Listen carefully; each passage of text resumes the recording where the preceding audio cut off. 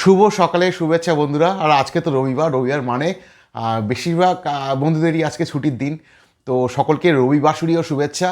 আর সকালবেলা ঘুম থেকে উঠে দেখি রোদ ওঠেনি, জম্পেশ ঠান্ডা, তবুও চান ফান করে আমি একদম রেডি দোকানে বেরোনোর জন্য। তো আজকে সকালবেলা স্পেশাল টিফিন, রবিবারের সকাল। আমার ছুটি না, তাই কি আছে, রবিবার একটা ছুটির দিন ছোটোবেলা থেকে আর কি পালন করে আসছি, যখন থেকে আর কি পড়াশুনো করতাম।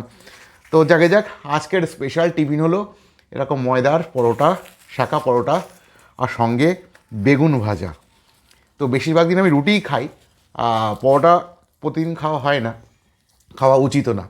তো অনেক দিন পরে আজকে আমার বউ পরোটা করেছে, ময়দার পরোটা। এই কারণে ময়দার পরোটা বললাম, কারণ পরোটা হলেও বেশিরভাগ সময় আটার পরোটা হয়, কারণ ময়দাটা নাকি খাওয়া খুব একটা ভালো না, এটা শুনি, সেই কারণেই হয়। তবে ময়দার পরোটার যে টেস্ট, অসাধারণ অসাধারণ। এই ঠান্ডায় এরকম গরম গরম পরোটা, তার সাথে গরম গরম বেগুন ভাজা, আহা, জাস্ট ফাটাফাটি, মানে পুরো দারুণ ব্যাপার।